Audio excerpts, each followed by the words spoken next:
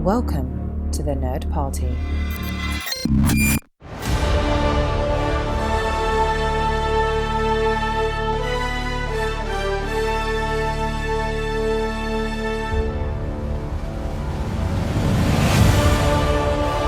Hello and welcome to another episode of Missing Frames Celebrating Superman series.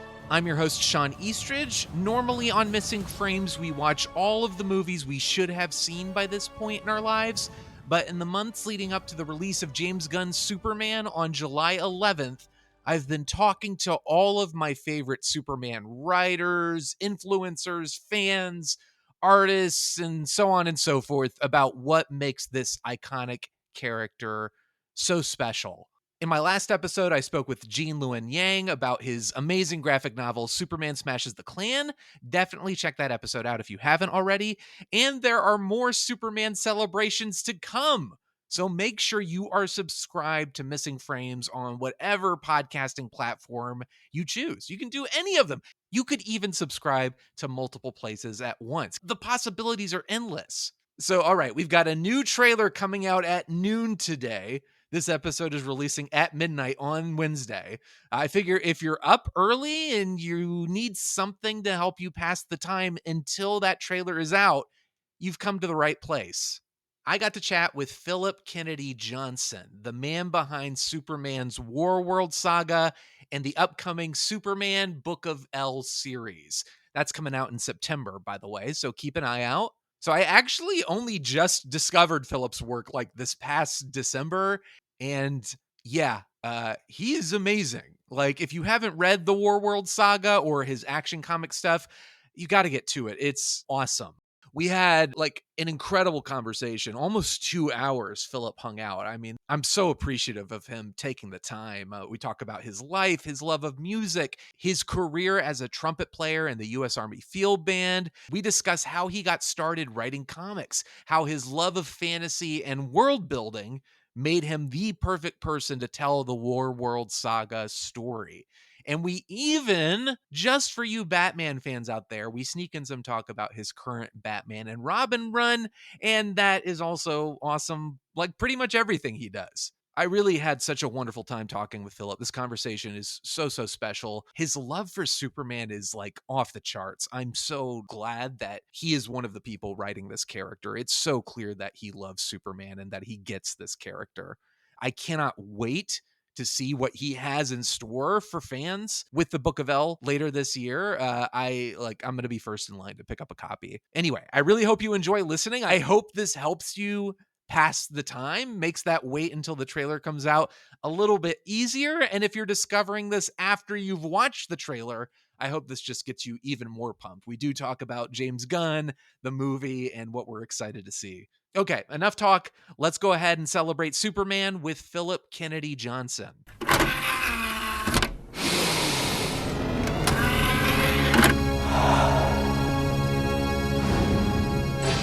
Now available to own on video cassette. All right, Phillip, I wanted to get this on the record because I think the people need to know how much I love your work and really appreciate you being here. So I had an opportunity. I got an invite to a press screening to see Mission Impossible Final Reckoning tonight, the latest Mission Impossible movie. And I was like, you know what?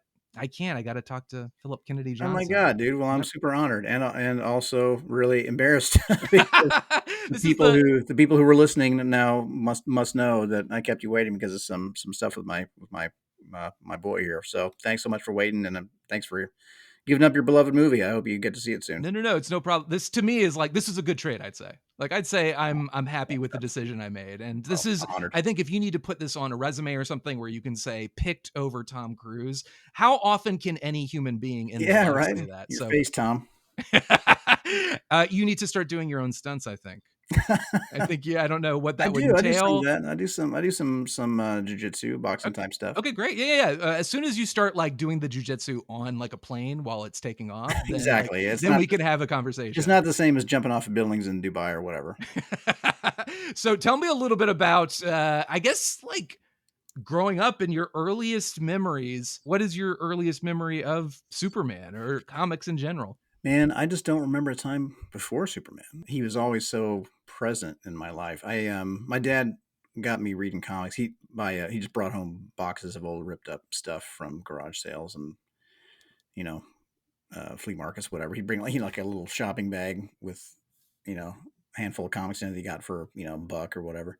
And there was a lot of Superman in there. It was like Superman and Batman. A lot of them were quite old. Like I didn't have a whole lot of new comics. But also, I mean, the first movie came out the year I was born, and that, I mean, if I'm looking back to like my lizard brain first memory of Superman, it's got to be the film. I think. Mm. Like I think I must have seen Superman comics before then, but when I first saw the movie, which would have been on network TV probably, man, that was just so powerful. I mean, I would have been a real small kid, and and not a particularly happy kid. I had kind of a hard go, and I just at that time just seeing this story about this guy, this about a kid in the Midwest where I was, kind of lonely and sad and kicked around, and frustrated, discovers that he was sent there by people who love him to do great things. Mm. And I'm hearing the story to John Williams music, and like the beginning of that movie with the S shield like zooming at you, Yeah. like you hear like doom and If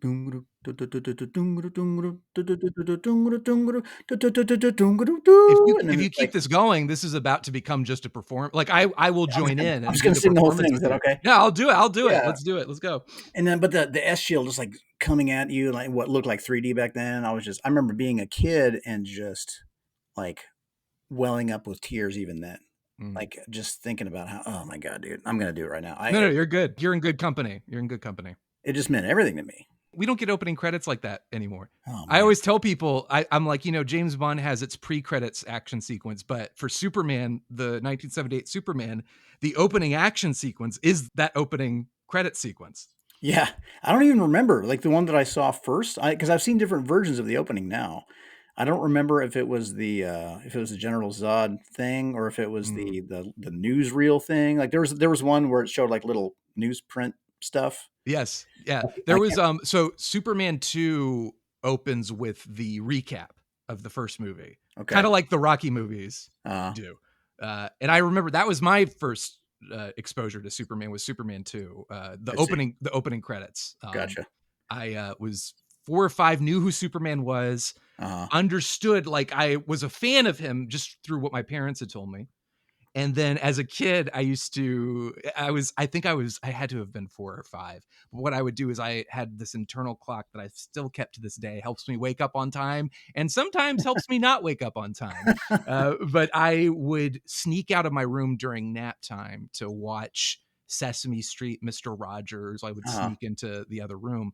And at a certain point, once I knew who Superman was, I used to sneak out of my room during nap time and search through all my parents' VHS tapes, like things they'd recorded off TV. This is around the Right. era, Oh like my you God. could Yeah. record so much. I saw That's how Back to the you. Future, Return of the Yeah. Jedi, all in their like butchered TV versions with commercials. Totally. That's how But you watch movies back then, man. exactly. So I, as a kid, was like, I need to find Superman. There's got to be a Superman movie somewhere in this house. And as a kid, I could only read the word super. So I would put on tape after tape of the Super Bowls, whatever my dad used to record. My dad was a big Redskins fan, now Commanders, Washington Commanders, but he was a big fan. So lots of Super Bowls. And that was the time where they were really like, they were actually going to the Super Bowl. And finally, I remember putting on Superman 2, like just after like loss after loss after loss, putting on that tape and realizing like we're in outer space. This is not football. This is something else.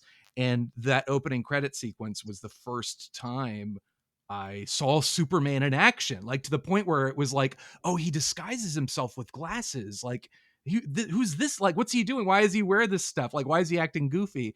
And I knew I was going to get in trouble, but I was so thrilled when that S came up and I realized I'd found Superman. I like ran into my parents' bedroom and woke them up and was like, I saw and the S was flying towards me and the like, and he flew and he got the helicopter. Like it was like everything I never knew. Like I knew he could fly and I knew all these things, but it was like seeing it. That was my first exposure to him. And it absolutely blew my mind. But having that opening credit sequence kind of summarizing the first movie was perfect. That movie changed my life. And I think that I really hope that this new one has the same kind of impact for people that are in that same stage that we were. I know that people felt the same way about Man of Steel when it came out, and it's just a different kind of movie. Mm. There are things about it I love. Visually everything's perfect. There's it's cast so well. It doesn't give me the same kind of like inspirational jollies that first one did. Yeah. Um, Yeah. And I that's probably it. You come out of a Superman movie, you want to feel like a kid. And when you yeah, come out of Man of Steel, you're like reminded that you're an adult and the world sucks. the And world it's sucks. like Yeah, I'm right. like I don't need to know that. I know that already. Yeah, that fundamental decision to have Pa Kent be the one that's trying to keep a lid over him and like hide him from the world, like don't save anyone, even if they need you, don't do anything. Hmm.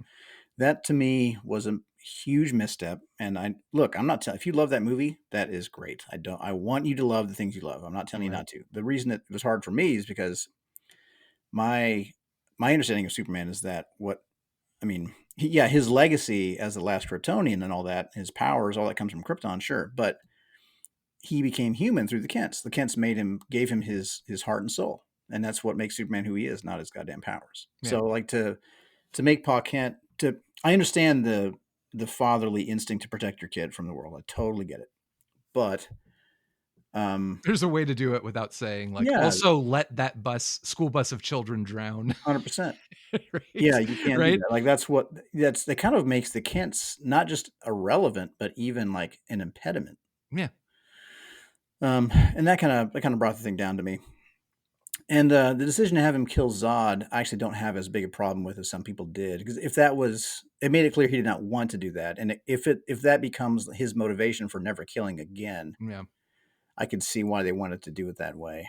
You know what's interesting about that though is that I think that's what people have used as an excuse for that scene. Like, oh well, maybe it's the moment he decides he never wants to kill again. Yeah, And I was like, at a certain point, I realized I said, when in the movie does Clark ever say I don't want to kill somebody? I never want to kill somebody. If that had been the yeah, case, a lot of what we think about Superman, we bring into that movie, but Man of Steel doesn't do any of that thinking for us. It doesn't actually yeah, tell us who Clark is or what he cares about. So when he kills Zod at the end, it's an empty shock moment that has zero buildup. It's never, if that had been a moment where Clark has spent the whole movie saying, I will do my powers to do anything I can to stop the bad guys, but I will not kill somebody. Imagine how much more powerful that moment would have been if he realized I have to kill this person. yeah. There were missteps. Yeah, just a few and missteps. in the, I mean, You're talking, just to let you know, you're talking to somebody who is not a big fan of those films. So I you're understand. I mean, I do think that Zack Snyder is an exceptional visual storyteller. I really do. Like all those, I think those movies were so well cast, and everything looks incredible. definitely. I love the way Krypton looked.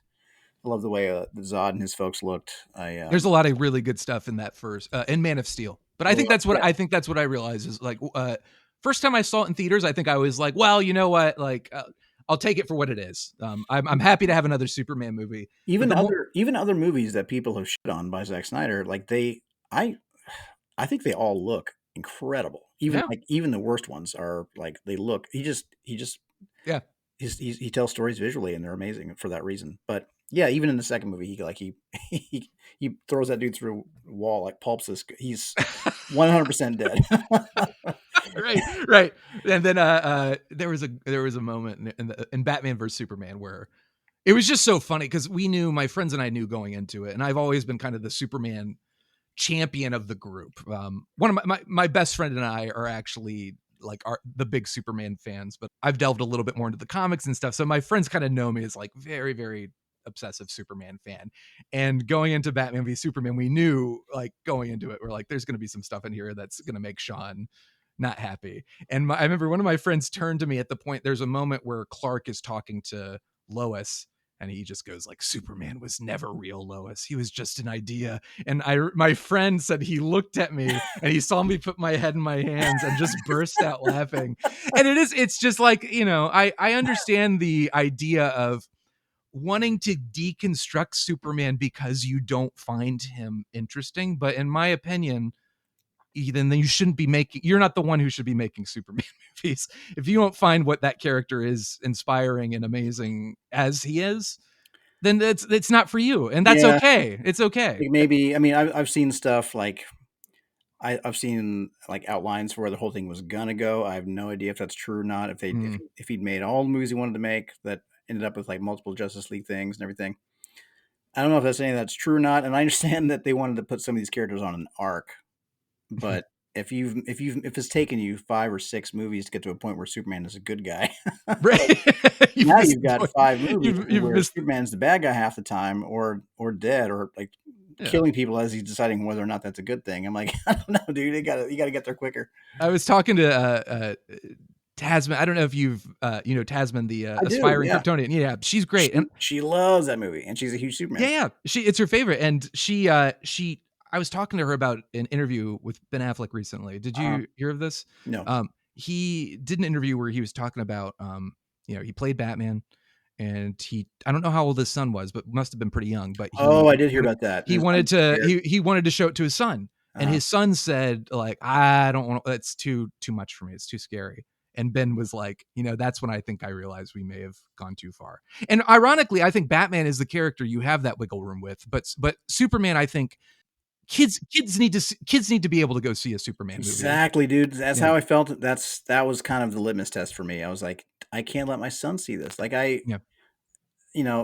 It's a scary Superman. I don't want. Yeah, I don't want to have to debate whether or not to let my kid watch a Superman movie. And honestly, the answer has been no until really recently. Like Yeah.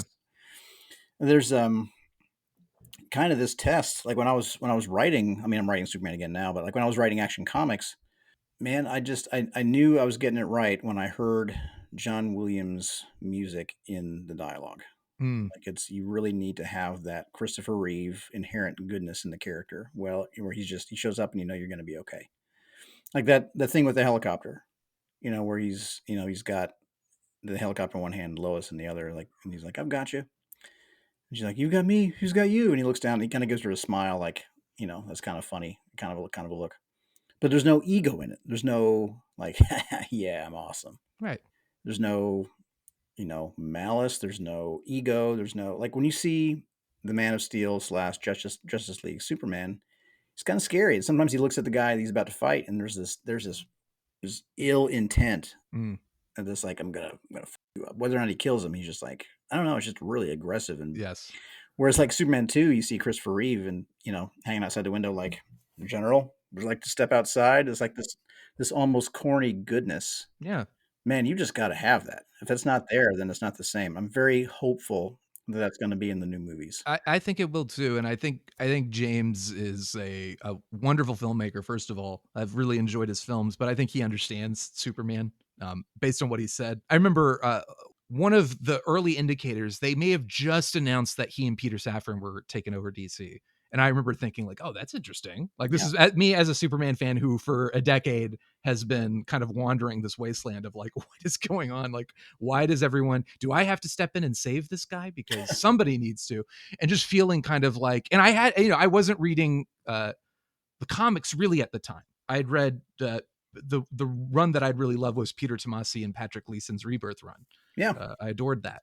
But otherwise I'd been kind of feeling like, I don't know if they know what to do with a live action Superman. And it's really frustrating. So when I heard the news that he was taking over, I was like, well, that's a guy who loves comics. That's cool. But what really excited me was I remember on Twitter, he sent out a tweet that was on the anniversary of Superman, the original Donner Superman, basically saying like, it's this film's 47th, 48th anniversary. And like, I love this movie so much. It means so much to me. And someone commented and said like, man, I remember seeing that in the theater and just what an impact it had on me. And James tweeted back like, Superman, the movie, has as much of an impact on me as a filmmaker as like Star Wars or any of the other blockbusters from that era. And I was like, that's the guy I want making a Superman movie. And then maybe, and I think people owe me thanks for this, I think maybe by thinking that I manifested it, and suddenly he was announcing I'm writing a Superman movie, then he was directing it. And I really think I played an important role in, You did it, man. in his decision. So you're welcome, everybody listening.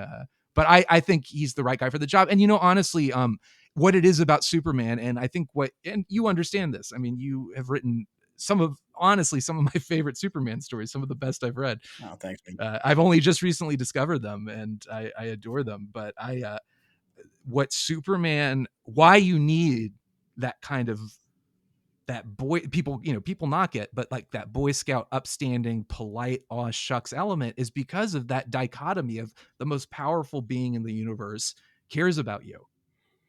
And when you take that away and have him kind of cocky or Oh like my God. Yeah. arrogant or angry or Yeah. like I'm gonna beat the snot out of you, what's the point? That's not an interesting character to me. What's Right. interesting is like the guy who can do all of that but wants to save a little girl's cat from a tree. I'm like, here you go, miss. Like, there Yeah. you go. That's Superman at his core. A scene that I wrote that I'm very proud of. Like when people ask about my run, this is not usually one of the moments that people will mention, but it's one that I think of very fondly. And Ricardo Federici drew it and just obliterated. He's one of the best artists alive. Seriously. In any medium. And there was like a very like just a very Metropolis kind of a sequence where these guys had stolen these crazy sci-fi military vehicles and were like trashing them out down the bridge to get them out of the city, and like firing laser cannons and trashing cars and just making a mess. And Superman comes down, it's like swoops down, it's like boom, lands right in front of one of them and puts out his hand to stop it, and it slams into him. But he's just holding his hand out, and then one of the cannons goes off and the bridge is coming down and the car goes off the side with the family inside, and he swoops down and picks up the car. Just that visual of Superman lifting the car felt so John Williams. And he puts it down, and after all those moments of just looking amazing, he looks in the back seat because there's two little kids there. And he's like, "Everyone okay back here?" And he's like, yeah, we're okay. They're kind of shook up, and one of them gives he's got like a little dog in a Flash costume. Right. He's like, "You can have Flash puppy if you want." And he says something like, "It's okay, honey. It's okay, buddy. I think Flash Dog would really miss you. But tell you what you can do: keep wearing your seatbelt just like you did today. Right. Like that did more to keep you than to keep you safe than anything I did." And then he flies away, kind of waving to the family. And the way that Ricardo drew him, especially the way he drew the kids and Superman's expression, and he made them feel like heroes. Yeah. You know, like he did this amazing crap. Like, flew and lifted the car and put it back on the bridge, and then he like opened up the back seat and tugged on a little kid's seatbelt. Like that, the seatbelt moment was what really mattered. Like the only reason that Superman's powers should be in the comic is to illustrate his super humility and compassion. Yes. Yeah. And to show how incorruptible he is. And bring it back to the Donner film. It's the same thing as you put the helicopter down and it's like, well, I hope this doesn't put you off flying. I'm so glad you said speaking, that. I was trying to capture that. Yeah. I was trying to capture that exact thing. Well, that's exactly, and I mean, that's Superman in a nutshell. You need to have that because that, I think, speaking of another kind of misinterpretation of who Superman is, I just responded to a tweet about this because a video of the monologue from Kill Bill Volume 2. Oh yeah. Oh my God, dude. Yeah. Superman thing he thinks like he's weak, he's stupid, he's a coward. That thing. Yeah. Where he's talking about Bill is like, Clark Kent is how Superman sees humanity. And when I remember being a teenager and being like, whoa, Tarantino, you're blowing my mind right now. Totally true, bro. Yeah. And then as I got older, and this is what I said, I was like, this is such a misread of Superman. For Superman, he wants to lift humanity up. He aspires to be, it's the thing he can never be. He wants to be a person. He wants to be one of us, but he can't be. But to him, we are what lift him up. It is that feeling of, don't thank me. We're all part of the same team. It's exactly, it's not, it is, it's also very like, the Donner version of Clark Kent. Obviously, if you can, and again, I think that film is a masterpiece. I think it's one of the great films of all time. This comes from a place of love, but I think you could knock it for like Clark Kent is very, very bumbling and not grounded in a reality. If you want to understand Clark as a person, I think, it's that stuff is interesting, and a lot of it comes from his. I mean, the early stuff. Superman was not always this bastion of virtue that he is now. Yeah. At the beginning, he was almost like a bully of the bullies. Like he was a guy that like was flinging guys out of windows. But specifically like landlords and corrupt judge. I'm gonna exactly. It was very, very driven by it was Superman champion of the oppressed. That idea of him as I tell people who aren't familiar with Superman, I'm like, back in the day, he was beating up, like I think in Action Comics #1, he stops a wife beater. Like He he just does. is like You're right. showing up, and you think of Superman like, oh, there's an alien invasion and da da da. All of like, maybe the first 30, 40, 50 or more issues is just him doing things on the ground level. Like, Yeah, 100%. He's a bulletproof man that yes, walks around and like rights wrongs in his day-to-day life. Like the things around, like, shows it, teaches a wife beater a lesson, or yeah, as you say, stops a corrupt judge, or um, teaches the asshole boxer a lesson by pretending to be a lame-o and then beating him up, and blah blah blah. Like it's those small ball things. And sometimes he would also like really rub their nose in and be kind of a dick. and he would totally murder people. Like in the same way we were joking about the Batman v Exactly. Superman scene. There's scenes where it's like, oh, Superman, like he's like, all right, see, like he'll toss a guy over a mountain, and it's like that guy's Exactly. dead. I like, That guy's I mean, dead. Batman too. Batman's like dropping pianos on people. Right. Yeah. Right. Uh, And it's like, when people say like, oh, well, he did it in the comics. I'm like, yeah, but come on. Like, what's yeah, your favorite we're version of 30. Give me a Superman? break. Yes. Well, okay. So I want to get back to you real quick in your career, because I'm fascinated by your trajectory as far as a career. So you got into writing more. I mean, my guess is you've probably been writing for a while, but like as far as a career is concerned, you've only been doing it professionally more recently. Or explain to me, just kind of like in terms of your love of storytelling, where did that start? And then you went into the army and you became a musician, and then kind of found your way back to comic book writing and storytelling. Tell me a little bit about that. It was not a linear path for sure. I mean, I loved comics since the beginning. Like I don't remember a time without comics, and I was making them from the beginning too. I was just like copying the drawings I liked and doing my own little, my own take on Garfield strips, or Right. like copying my favorite superhero panels or whatever, or just making like my own like little flippy comic pages. Sure. But it was never meant to be. I mean, there was a time when I wanted to be like a cartoonist. Um, I was really young. I was just a little kid. It was, the next month I was probably like, I want to be a detective now or whatever. Right. But I did draw a lot as a kid. I drew a lot, probably more than I did anything else. Also played a lot of music, and there kind of came a point where when I was in like middle school and high school, I was drawing a lot, but not really. I didn't really know what I was doing. I didn't like work at it either. I just kind of did it, and I was good at it for a kid, but it wasn't anything I was working at. I just did it because I liked it. Um, and I was playing a lot of music, and there kind of came a point where I realized that I was better at music than other things, and I was just that was kind of my ticket out of where I was. Right. So I just kind of went all in on music, and I went to college for music. Got a What were you degree, playing at the time? trumpet. Okay.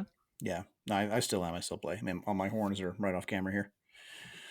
Um, so yeah, so I got an undergrad and then a master's degree in music as a trumpet player, and also like I play jazz as well, and I compose music, and I play enough piano to compose, but primarily as a trumpet player. Who were some of your favorite musicians? Oh man, um, Charles Mingus. Mm. Charles. I mean, if we're talking about like composers, I would say Mingus, Stravinsky, Gustav Mahler, Dizzy Gillespie. Um, Jesus, man, I don't know. Berlioz. I mean, primarily jazz and classical people. I mean, the word classical is like an offensively broad term. Classical refers to anything Right. of the orchestral tradition, but It's then kind of like comic book, where it's like, oh, comic, like superheroes, and it's like, no, there's exactly. a lot more than superheroes. Well, even the word comic book is reductive and incorrect now, because I mean Yeah. it's like funny books, like Right. funny kid shit, and that's not what it is now, or Yeah. not always. Anyway, yeah, those names. As far as like trumpet players, there's a great jazz player named Nicholas Payton that I admire very much. Like of the names that you would know, I would say Dizzy Gillespie and a certain eras of Miles Davis's career. There was a guy before those dudes named Roy Eldridge, like a more old Yeah. Yeah. school. Louis Armstrong. Louis Armstrong is kind of a basic bitch name to throw out there, but when he played, man, you just felt good. I don't know, Yeah. like something about his playing that just really, I don't know. It's just so, I don't even know how to boil it down. It just makes you feel good. I don't know. Mm. Some of his music that his melodies that he improvised were so elegant and clean and just brilliant in their simplicity. Dizzy Gillespie, was probably one of my favorite performers, but also the music that he wrote. He was a band leader too. The music he wrote for his band, the music he wrote for, he was like he and Charlie Parker were like kind of the forerunners of the bebop movement, Right. and they wrote a lot of their own shit.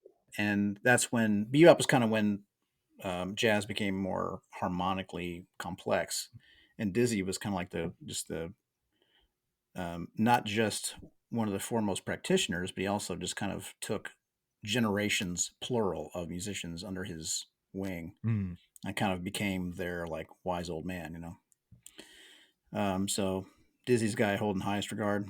Bill Evans, the piano player. Gil Evans, the arranger and composer. Yeah. Anyway, I'm getting down the rabbit hole here, No, but it's okay. those are the people that were like shaped me as a musician. Right. So anyway, so fast forward, and I done a little time touring with the Glenn Miller Band, and then I got a job with the Army Field Band in the Washington D.C. Baltimore area. And for those who don't know, it's one of the bands in the Capitol, and I've been there for some years. And my younger brother, who also played trumpet and drew, he went the other way. He wanted to be a comic artist, and he didn't really know how to get started. He was just living in Kentucky, where he and I grew up, like darkest Kentucky, like where we didn't have internet. We just kind of in the middle of nowhere, and I know he didn't really like where he was at. And I invited him to. He wanted to do comics, didn't know how to get started. Yeah. And I was like, dude, just come move out here with me. There's more stuff out here. We'll find a good shop. We'll go to cons. We'll literally buy the Comics for Dummies book. We'll figure it out. And we did. He moved in with me for about 6 months, and we went to conventions. Found a great store that is now this phenomenal store called Third Eye Comics in Annapolis. Yes. Yeah. It's like one of the best retailers in the world. It's Yeah. incredible. I saw that. I mean, now they're in their fourth main location. They've got all these other satellite stores as well. But back then, it was like just a little hole in the wall place. But even then, you knew it was going to be a big deal. Anyway, so we just kind of educated ourselves on how comics were made, and I started writing them. And I loved comics forever, but I hadn't actually read one in a long time. I mean, when I was your brother illustrating them? Yeah, I wrote a couple of like poems and short stories for him to kind of teach myself how to script, and like based on scripts that were in the back of trade paperbacks or things I found online, or back when comic book resources like cbr.com was a better site. There were a lot of really good resources on there, and Ron Mars had a great column on there called Shelf Life. And at some point he talked some about script format and like how he talked about how comics were made, and I found that very interesting and enlightening. At some point I reached out to Ron and we became friends. Oh, that's great. I need to, speaking of Ron, he's written one of my favorite Superman stories, which is in the Adventures of Superman series, which frankly I wish was still going. It was just all the little kind of episodic stories, standalone stories written by a bunch of different writers, illustrated by a bunch of different artists, but he and Doc Shanner did one. I know the one you mean. It's like the Iron Giant. Iron Giant, yep. Right? I love that so much. Yeah, totally. That's a great story. And Doc is the perfect guy for it. He's amazing. Yeah, so I just kind of educated myself on how comics were made and did some stuff with my brother. I mean, it's kind of how it went. As I was going to conventions with him, I just kind of got the bug, man. Yeah. It was just really, it felt really familiar. It felt like music, like in the way that it felt like small group jazz, the way that the whole small group of creators work together, and how the whole thing changes if any one person is changed out. So at that point you were thinking like, I think I want to move into doing more writing. Like, were you thinking about it professionally, or were you kind of like, well, I got the music career going, so let me keep that up? Yeah, I wasn't thinking about leaving music. I was just doing it because I liked it. I just wanted to make things. I wasn't really thinking so much about money. I was just thinking I just want to make stuff. And I already had a job. You know, I didn't need money. I just found a cool way to make things. A different, new way to make things. So I made friends with some artists, and eventually got some pitch packets together. And I was also doing a web comic on my personal site that was slowly getting made. I was doing like one page a week for a long time, a couple of years. And one of those pitch packets became my first printed book at Boom Studios called Last Sons of America. That was in 2015. That's crazy. So now 10 years. Yeah, 10 years now. 10 years of being a comic book writer. Yeah. How does it feel? How do you feel? At the same time, it was like I've been doing two jobs. I mean, for a while though, I was only doing one book at a time, so it wasn't so hard. But lately, I've been doing 3 or 4 books at once, and it's been hard to do that. And a day job is a beating. Yeah. So now I'm retiring now. It's been about 20 years. I'm getting out of the army, and now I'm just back to one job again, which is kind of nice. I mean, I'm still playing music, and I'm still gigging some, and I'm still writing music and all that. But now the emphasis has kind of shifted. And now, like the main hustle is comics or Yeah. writing, I should say. I hope to do things in another medium as well. So yeah, here we are. Yeah. Well, what you were writing for Boom, and that was kind of what opened the doors for you with DC. Yeah, yeah. I did Last Sons of America with Boom, and that led to Warlords of Appalachia, also with Boom. Mm. And one of those books got noticed at DC, and one got noticed at Marvel, and sort of worked out. Last Right. Sons got noticed. So the artist on Last Sons is a great artist named Matthew Dow Smith, and Matthew was on the radar of the Justice League editor, Brian Cunningham, who reached out to me. He was like, "Hey, I read your new book. It's great. Would you want to do something at DC?" And I was like, "Hell yeah!" So we started Mm. talking and figured out what we were going to do. And I just did like a 2-issue Aquaman inventory Mm. issue that ended up becoming the annual in, I think, 2018. And Warlords of Appalachia got picked up by Ricky Purden, the talent guy at Marvel. Okay. And he was sharing it around the office, not just for my writing, but also for Jonas Scharf, the artist, who's great. And those got noticed, and that led to a short story at Marvel. And, you start, even when you get like quote unquote discovered, you still kind of work your way up. Sure. So I started doing that at both places. And I'm still doing independent things too, but I'm doing a good bit of stuff at DC and Marvel as well. Yeah. So where did Warworld Saga start to come into fruition in the midst of all this? Because had you written? I'm trying to think. Had you written a couple issues of Action, or what kind of No, opened the doors? What opened the doors to Superman then? And that's like that's a huge story. So was that yeah, what it kicked was. off your relationship to writing Superman? Yeah, that's well. I mean, Wow. I did a little bit of stuff before that with Superman, but it was all leading up to the War Saga. Um, man, that's a long story. How do I even get into that? So I did a book around like 2018, 2019. I did this big epic fantasy horror series at Mm. DC Black Label called The Last God, which is now on the shelf under the name The Failspire Chronicles Book One. So that was with Ricardo, who we just spoke about. So he Mm. and I first worked together on The Last God. I did a ton of world building on that book. Too much. Like they gave me 4 pages of back matter for prose and original songs and sacred texts and epic poetry and all kinds of shit in the back of every issue. Because I was doing all this back matter that wasn't getting used. It was just like I had all this backstory for every character So and you were every. really into like the fantasy and the world building stuff. Like we were Oh talking yeah, before we started recording, we were talking about Tolkien and how much we love Lord of the Rings, but like yeah, you were yeah, really, really, and it's evident obviously in War World, but like that was like very, very like from the get go, you were into that. And that was, yeah. That's kind of what put me on the radar for Superman because around the time DC was planning on doing this big event called 5G. Do you know what that is? mm-mm.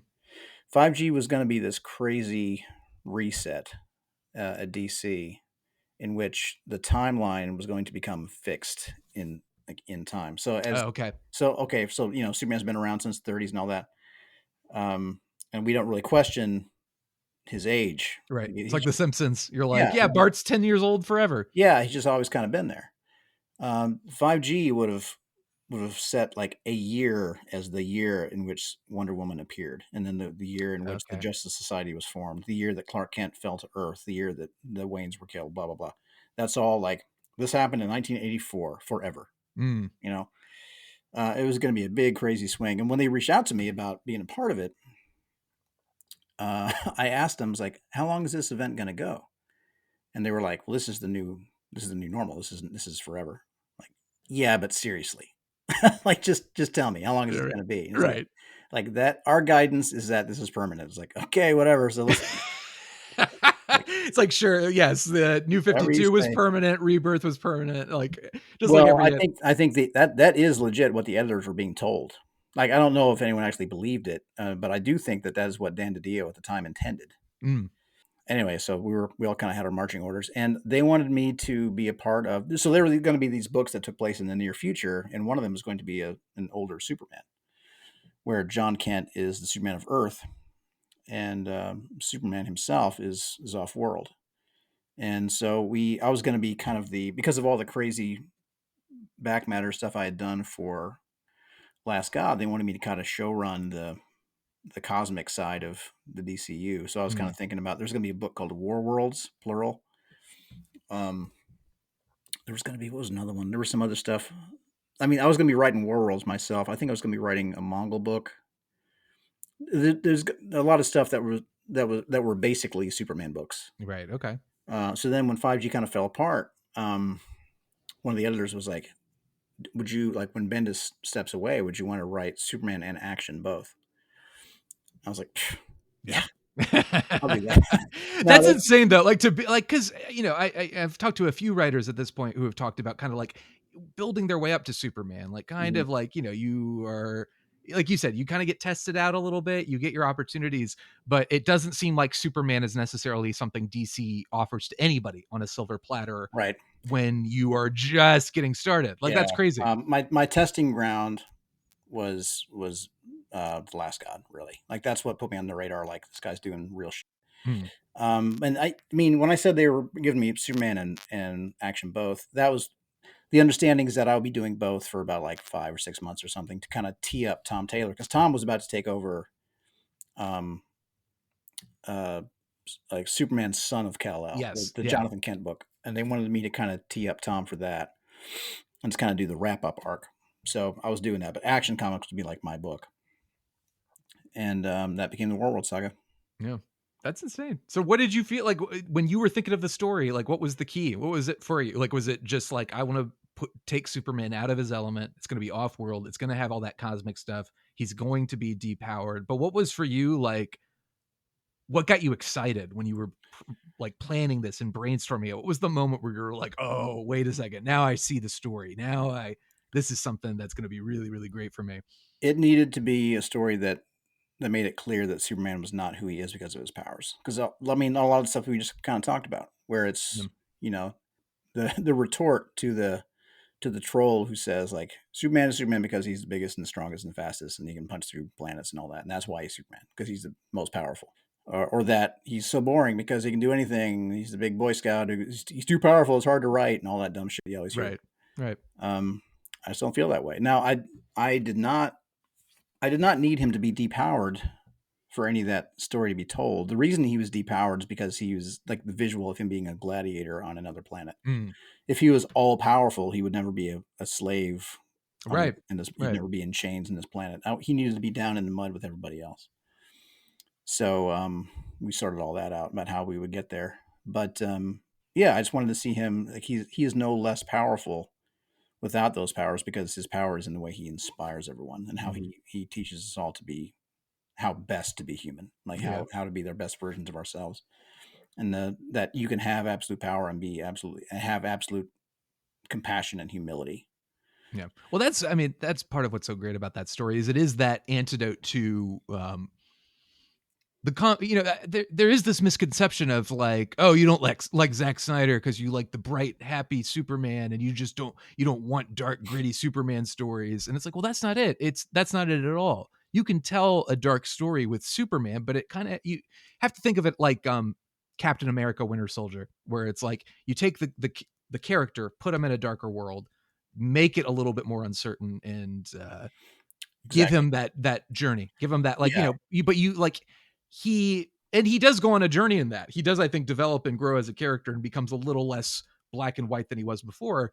But as an audience watching that and experiencing the story, you're on that journey with him. And I think what is great about the WARWORLD Saga is it is like, that is the book that I would give to somebody who says like, like Superman, he is too like happy-go-lucky and da-da-da. And it's like, well, no. This is how you tell a darker Superman story, a more like, not that it, like, not more or less intense, but like it is a darker, more grounded. And if you want to say the word gritty, which is the unfortunate word that kind of got thrown around with that Snyderverse, and like, yeah, it's gritty. I love that. But to me, I'm like, it's not Superman. But WARWORLD is gritty and it is Superman. And like you said, you keep him, those morals have to stay steady, and you do show what he can be without his powers at full scale. Exactly. Yeah. Like I mean, I don't feel the desire to tell a story that is like just like the old movies, like the original movie, especially. Like there's almost like a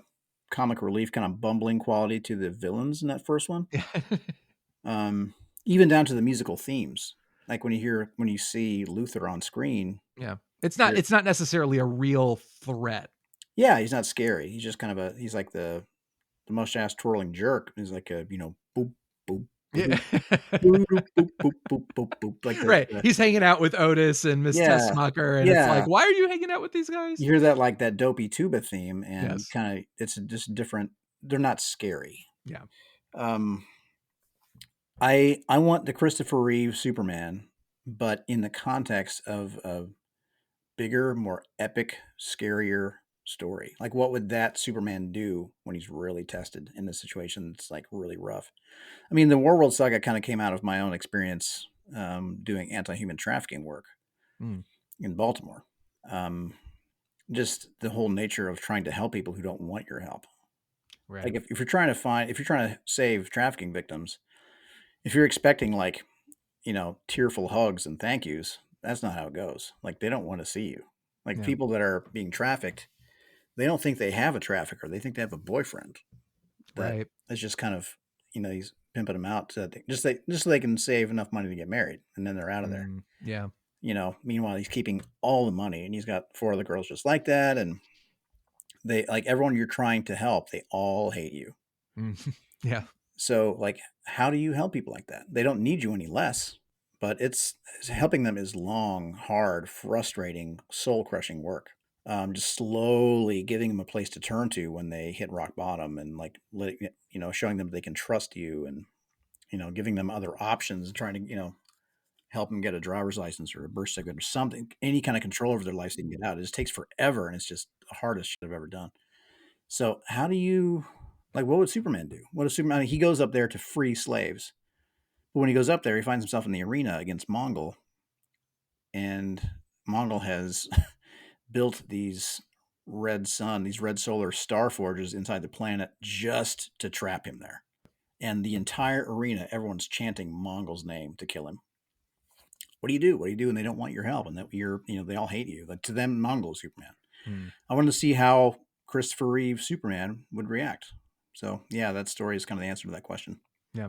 And well, that is what's great about it is I discovered it recently. And I remember, for me, I remember as somebody who'd kind of steered clear of keeping up with comics and storylines and not knowing much about it, seeing Superman in that gladiatorial outfit and thinking like, that's cool, but I don't know. I'm like, I've seen a lot of deconstructions of Superman. I don't know how I feel about this. And so I just put it off for a while. And what's funny is I actually got into Warworld because I was interested in reading Grant Morrison's Superman and the Authority.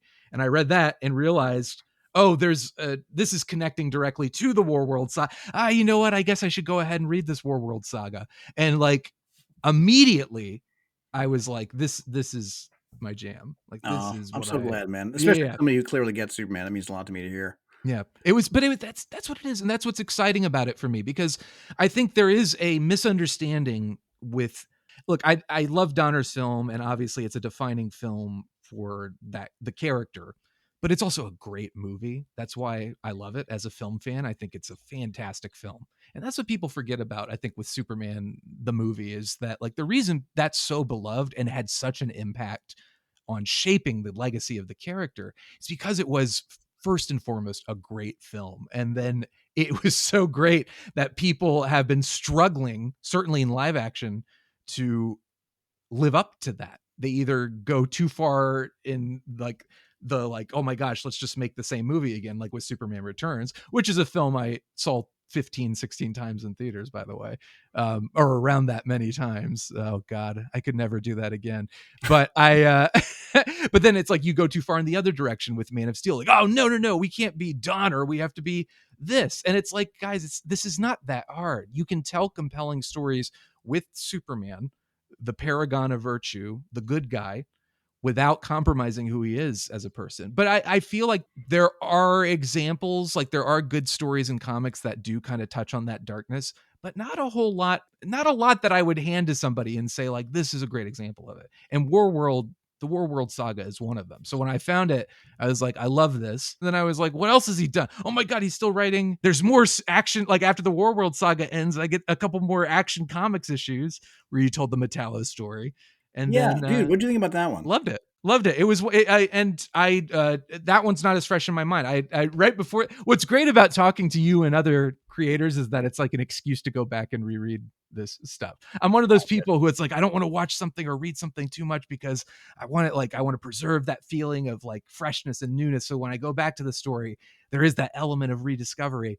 But the great thing about it is getting to talk to you and getting to talk to all the others I've spoken with.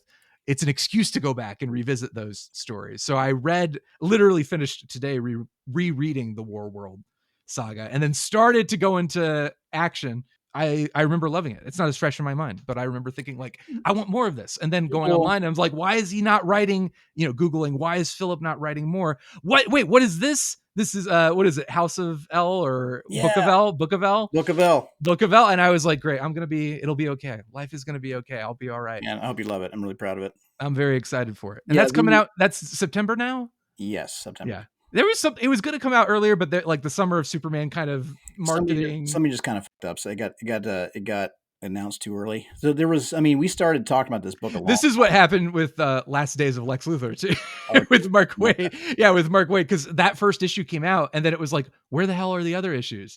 And I asked him, and it was basically the same thing. It was like somebody messed up, and we first started talking about the book a long time ago, and there was a time when it was going to come out in, I mean, to my knowledge, it was never slated for March, but it was going to be April, I think. Okay. At some point. And we kind of talked about moving it to coincide more close, like to come like towards the end of like after this other stuff had happened, so it didn't conflict with other stories. And then it came out, the announcement came out. I was like, You're like, is true? It? Like, you guys, like, are we late? What's happening? I was like, man, I hope I'm not behind on scripts here, but anyway, so it's all fine. Yeah, it comes out in September. First week in September. I'm really excited about that. If you have not read the House of L, they've also spoiled a lot of it in the fucking solicit. Oh yeah. So now I can talk very openly and say it's basically a team up between Superman and the House of L. Okay, great. I need to go and read that too, because there's House of L, there's Book of L now coming out. The Future State, my actual first Superman experiences were the Future State issues. So there was Future State Superman Worlds. Let's see. Worlds of War 1 and 2 is a two-parter, and then there was Future State Superman House of L #1, and that was with Scott Godlewski, who's drawing this now too. Now it was House of L. I haven't read it, and I need to put it on my list. And obviously now knowing that it connects directly to Book of L, which you think as like looking at the titles, I should have put the two together, but you know what? I think you'll love it. Knowing what I know about your Superman fandom, I think you'll really speak. I think that'll speak to you. So the House of L #1 issue, it basically is you see the descendants of Superman about 1,000 years in the future. Right. So you touched on this a little bit in there's I think there was an annual issue. That annual was a follow up to that House of L issue. Gotcha. I had a moment where I was like, did I miss something? Like, that's good to know. I need to go back and read that. Yeah, it's I add like a bunch of, again, my world building nerddom. I write iambic pentameter through it to make it feel like old epic poetry. That's amazing. I want it to feel like the fall of a great house, like something you would read about like in the Battle of Camelot. I mean, not to boost your ego, but like isn't that what Shakespeare did with one of his plays? Didn't he? There was that, yeah, when you read his sonnets, those are iambic pentameter. Yeah. Or like, so just not to say you're basically the Shakespeare of comics, but like...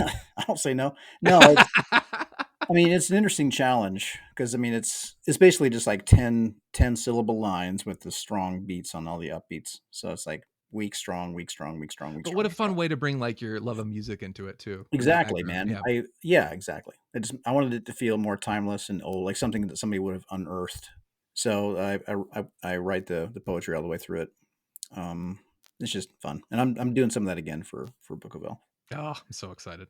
I also love there's a story in I think another one of the annual issues within the Warworld saga that is, I think it is an annual issue, but it's about Martha and Clark as a kid. That's right. And Martha having their mothers. Yeah, Martha. Yeah, I love that so much. And I think that touches on the core of like we were saying, kind of what was disappointing about Man of Steel, like that the Kent's relationship to Clark and how they raised him is so crucial to that character. Yeah. And you really emphasize that in that story with Martha. The thing with Clark and Martha was actually written by Cy Spurrier. That's one of almost there's almost nothing in that giant WARWORLD saga that wasn't written by me, but Cy wrote half of that annual, about like 20 pages worth, and that was Clark and Martha. And I Oh, wrote that's so good. You wrote the Mongol stuff. yes, because Wow. so Paul was like, honestly, I was underwater time wise, and he's like, "What are we gonna do about this annual? We should let somebody else do it." I'm like, "No, I want it. That's my issue that I use to flesh out because we don't really see Warzone women up there. Yeah. Yeah. They're all dudes, and it's like there's things we got to explain here. But we also like we don't know much about like who is this Mongol? Who Yeah, is this exactly. Mongol? See, So honestly, one of the things that drives me in when I'm doing like corporate comics, like DC and Marvel stuff, is I love taking characters that are sometimes kind of treated one dimensionally and fleshing them out and making them more interesting. yeah. I did that with Metallo, or tried to. I tried to do it Mhm. with Mongol. Like I wanted to make Mongol more interesting. Because the Mongol before him was just like one of those big beefy cacklers. Yeah, a lot of the Superman, those big monster villains like Doomsday, it's like, what drives Doomsday? He's angry, he wants to kill He everything. just You know, killed. like Yeah, exactly. Yeah, like it kind of bothers me that people kind of people think that Thanos and Mongol and Darkseid are all kind of the same dude. Yeah. I was like, what are we going to do differently? So when we were putting together the WARWORLD saga, I decided to go back to that champion of the oppressed thing that you said. Hmm. And like, what's the antithesis of that? And the opposite of the champion of the oppressed would be an intergalactic slaver that has built this cult of slavery and propaganda on his planet and rules everyone. Like every single person up there is chained except him. Hmm. And if you look at if you get the omnibus, there's like this giant map of WARWORLD that we built and everything, and like he's the his fortress is at the center of Engine City 1, and all of these, like the streets, are themselves giant iron chains that all Hmm. lead to his actual throne room. Yeah. And everybody you see on that whole planet is chained up. It just How exciting was that? Like I'm so pumped for this omnibus, but you did I think it was on social media. You did a little video where you were just showing like, here's some of the, and I was like, this dude is awesome. Like oh, thanks, man. he really like he is really into this stuff and Well, really love building out that world. that's another. Well, like the way I wanted to flesh out Mongol and Metallo, I also wanted to flesh out WARWORLD because I mean, so often it's just seen as like just a big Death Star ripoff. Like they just see it like just a big metal ball with guns sticking out of it. But Right. but we've established that there's a whole race that's their home, like, and there's also tons of slaves up there. So like, let's just go all in. Like, who's up there? Where do they come from? How do they survive? Is there an atmosphere? They're all talking, so I guess there must be. And where does the atmosphere come from? Because it's not oxygen. Like, Hmm.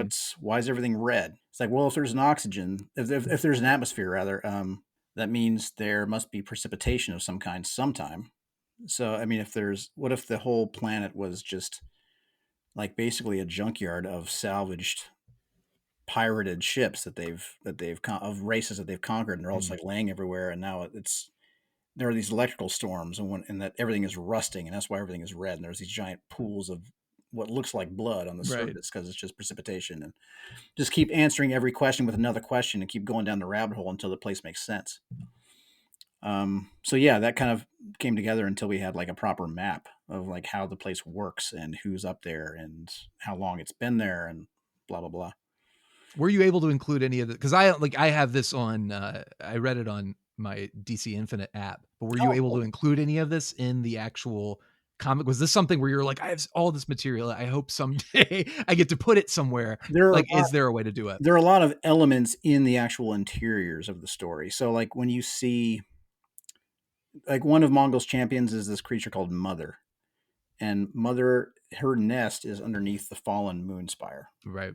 We never get into what the moon spires are or why one of them fell. But we do in the back matter. That's going to be in the omnibus. That's what this is for. We get to see where it is on the WARWORLD map. We get to find out what the moon spires are. It turns out that at one point, WARWORLD was fueled by this extremely volatile, dangerous substance that they could not actually house within the planet. They had to be like a really far away from all the shit it was powering. Mm. So they built these gigantic spires that these things were housed in, like the crown of each one.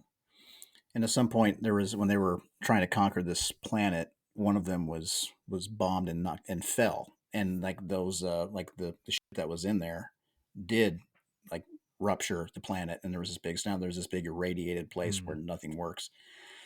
And her nest is underneath one of those awful, desolate places. There's you see when they first land on when Superman and the Authority get there, you see this what looks like ice. There's like this this mineral, like a pond or something, Right. and there are these two huge creatures like frozen inside of it. That's a mineral that they're stuck in, and those are what are they called? The twin sovereigns. And there are these two. It's like a brother and sister ruler of this world that Mongol conquered, and he kept the last two alive as he killed all the others until he finally had killed everyone except the two of them, and then he housed their bodies in this like little monument to himself. We don't talk about that in the book, but that's what they are. This is all amazing because it's like WARWORLD has existed for, God, I don't know when it first appeared in the comics, but like this is the only time it's had a mythology and like layers upon layers. And I think it's amazing that you were like, let me like not, I don't know how many writers are putting that much thought in terms of like, let me just build out this entire world. And then not only that, but like as a fan, as somebody who gets to read it, I'm seeing a fraction of that. So the fact that you get to do this omnibus and get to include a lot of this material and stuff, like I'm just sitting here listening. I'm like, I could listen to this all day. This is amazing. Thanks, like I'm really excited. Glad. That's what I want, man. I want it to feel real. I want at some point there will be other like really cool stories that take place on Warworld, and I want those writers and artists to have a resource that they can turn to. And they're like, 20 years from now, somebody's like, wasn't there a map in that? Didn't that fucking nerd make a map? Well, I love this though. Like this is kind of like, again, it's like Tolkien with the Silmarillion and building Middle Earth. Like you kind of get this amazing opportunity to channel your love of world building and putting it into this. I mean, this is a franchise that is going to be around long after we're gone. And it is the opportunity to contribute something so like meaningful and wonderful, and to bring, I love that so much. I love that for you. And I love that you get to do that. Thanks, man. It's a huge honor. How the hell are you doing this and also writing Batman and are you still writing the Hulk too? I am. I got to read your Hulk. I haven't read the Hulk, but I have been reading Batman and Robin, and I love that as well. Thank you, man. Yeah. And how is it writing Superman versus Batman? I mean, those two guys, it's going to sound bullshit because I just told you what a huge inspiration Superman was to me, but most of my books, at least more than any other, I think I had a lot of Superman and Batman, and they both represented really different, really important power fantasies to me. I mean, one of them is the one I described, where Superman is inspired. Like you just hear that music and you see the S shield soar over, and you just like shake your fist, like, I want to be what that is. I just want to get out there and save everyone and be the best thing ever. That everyone, like, I don't know, it's just this amazing power fantasy that makes you just look up. The way that everyone's doing now for the movie, like that. Yeah. That's how I've always felt about it. Like it was so crazy to see people literally looking up, and that's always how I've described Superman to people. Batman is the one that makes you look in, and just the chase the belief that you can, through sheer force of will, you can turn yourself into the force of nature that can stand toe to toe with Superman or Darkseid or Green Lantern or Flash and win. And he's just a guy. Like Batman is just the epitome of human achievement. If Superman is like the epitome of what, like the ethical epitome of what humanity should be capable of, Batman is like the pinnacle of human achievement. Like what you can turn yourself into a thing of greatness. You can just, if you just study hard enough and work out hard enough and plan enough steps in advance, you can beat anyone at anything. I don't know. I just love that. I love that idea of the superhero who's technically not super, but makes himself so. Yeah. That is also a really interesting way in from a storytelling perspective, especially for the Batman and Robin book. So my son, Anders, he and I are just like best friends. I love him in a way that is hard to quantify or describe. And, we're just best friends. And he was the biggest Batman guy as a little kid. It was all Batman. Like he came around to Superman too, but when he was little, Batman's all that mattered. He had we need to live in a world where we can, I tell people now, it's like, you grow up and it's like Beatles or Rolling Stones, Batman or Superman, Star Wars or Star Trek. And I'm now at the point where I'm like, I love it all. It's all amazing. Why? Like, I don't need to pick one. I love it. I love them both. I needed both, man. I Superman, like I need a Superman to remind me to be above it, to be better, to try to be above the fray. And Batman's that other voice that's like, I'll Sometimes show you need to get dirty. like I'll show you. Yeah. You know, Yeah. like, and I Yep. sometimes I need that too. But so imagine, so it's a Batman and Robin book though. Okay, so somebody like Batman, that guy I just described, what must it be like to be his son? And also, what must it be like for it to be Batman and to have always had Alfred, and now you don't, and you got to raise your son by yourself, and you don't know how to be. So the kid Damien doesn't really know how to be his son. He's been raised as like a weapon and an heir to this evil empire and all that. He doesn't know how to be an actual good son. Batman doesn't know how to be a son or a father, Yeah. Yeah. you know, and they're both just so busted.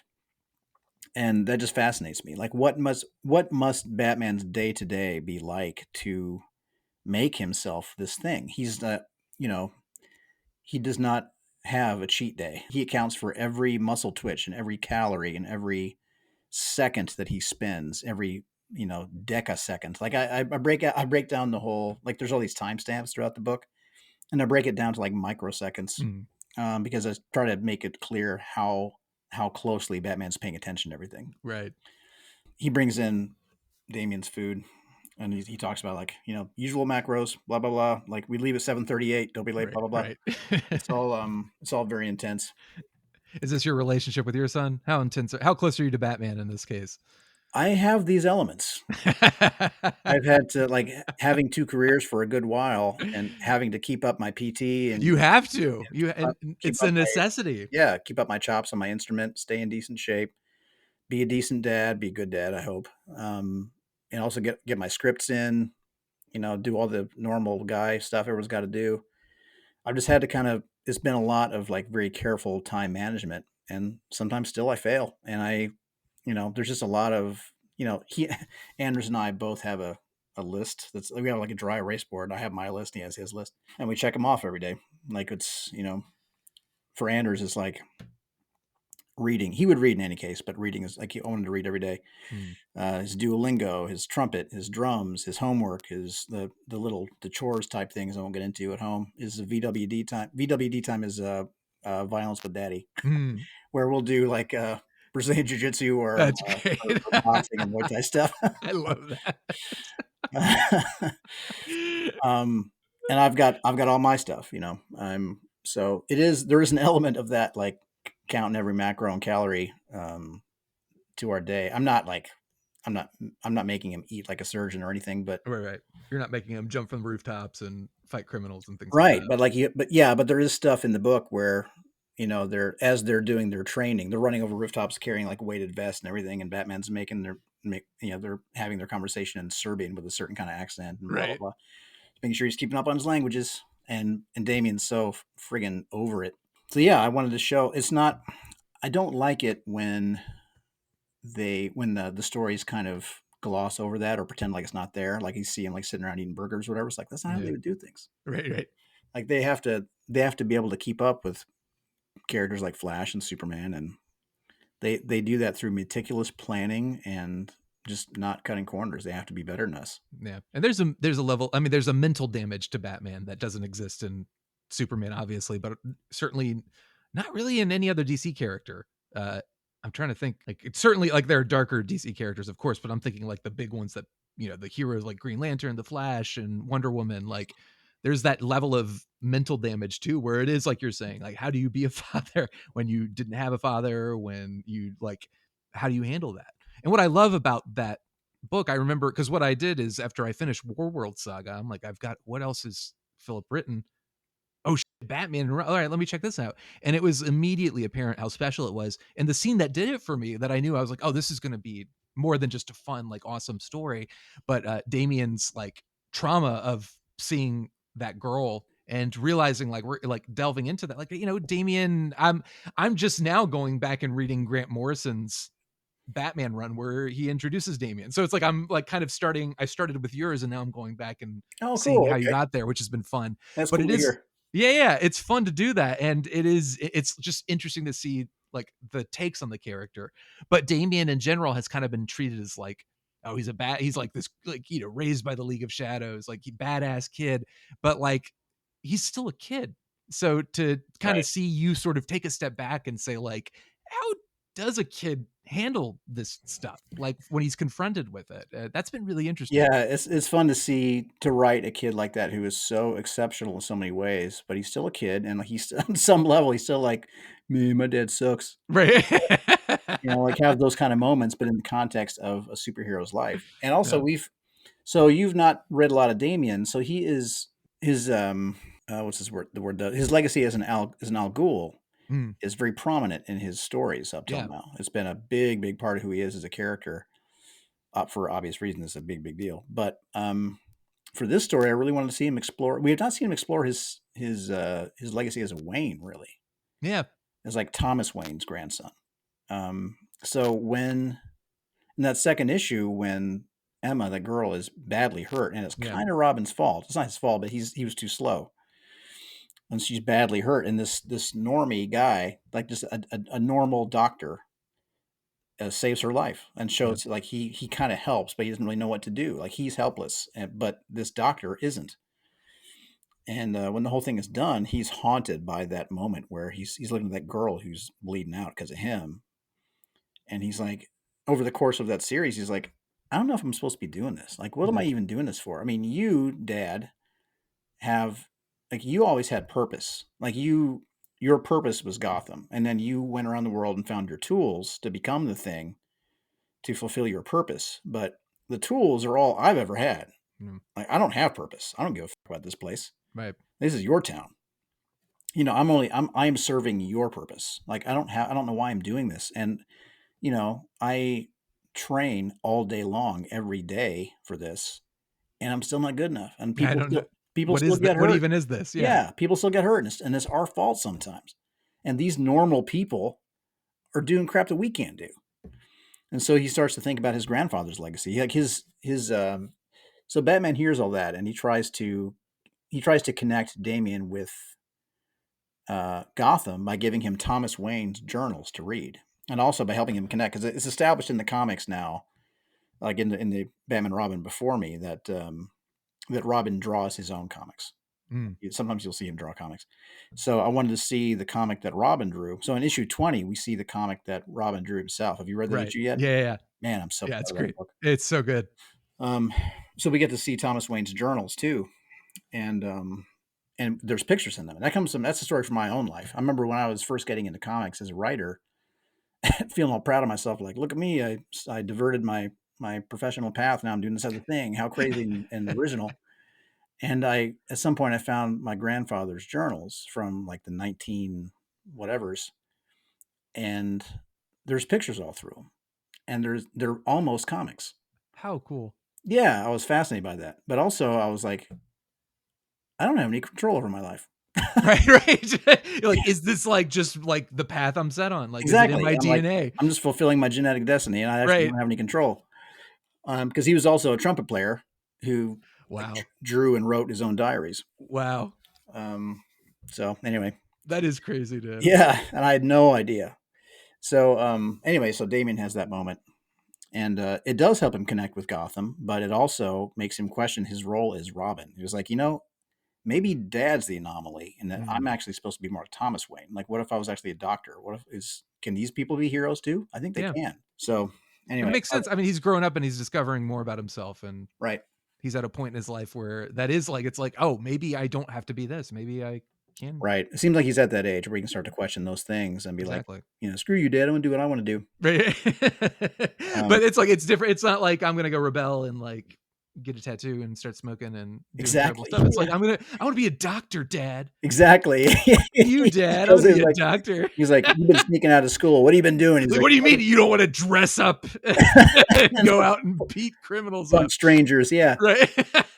Uh, Wait a second. Batman's the bad influence. Like, he's the one exactly. who needs the Yeah, yeah. it was fun. Like they were doing their training, and he's like, I found out you've been skipping school. What are you doing? And he's like, I've been volunteering at the hospital. And Right. Batman's like, you've been what? Right. It's like, Can I Yeah. be mad at you? How mad should I be at you? That's amazing. Exactly. Is it blasphemous that we spent 5 minutes talking about Batman in the Superman celebration? Dude, no way. No We way. we can do what we Absolutely. want. You know what? Batman brings out the best in Superman and vice versa. Yeah, That's they are kind of the yin and yang of my DC hero. Like the stuff that I grew up with, I just needed them both so much. And yeah. if I had to choose only one, gun to my head, choose one, it would have been Superman. Mm, And Action Comics would have been the book, man. There's kind of this conventional wisdom that like, everyone kind of knows behind the scenes that Batman sells more than yep. Detective, sells more than Superman, sells more than Action. That's just kind of how everyone knows that to be true. So everyone wants to get on the big book or whatever. But I just don't give a shit about that. Like the fact that it's Action Comics, it is the grandfather book Right. that all this came from. Man, I just think that's the greatest honor. That is the book I would have chosen. But getting to write a Batman and Robin book with my son being the Batman fan that he was, I mean, I've got these old photos of me and him dressed up where I'm Robin dressed up, and he's got this old Adam West cape and cowl that he wore every day, everywhere. Uh, Man, he wore that thing. If he ever gets a track scholarship, that cape and cowl will be the reason why. He just ran his butt off in that thing. Adam West Batman did way more running, I think, than Batman does nowadays. I think Probably, yeah, exactly. it does not. I mean, it was not easy coming up with all those puns. You had to keep in shape. You had to Exactly, dude. run all the time. Some days you just can't get rid of a bomb. Man, he wore that thing to the library, to school, to everywhere, like restaurants. We just constantly played in that thing. I love that. Yeah, I love it so much. I really miss those days. I miss that he can't wear that thing anymore. Yeah. I'm getting to the point where like my son is maybe gonna start realizing like, oh, I can wear this stuff now. I can dress up in that stuff. Man, My son, he can sing the whole John Williams Superman theme. One of the things I've had as a kid since I was a kid is being able, and I mean, I think John Williams, particularly John Williams, but as a kid, just memorizing, Star Wars, Indiana Jones, Superman.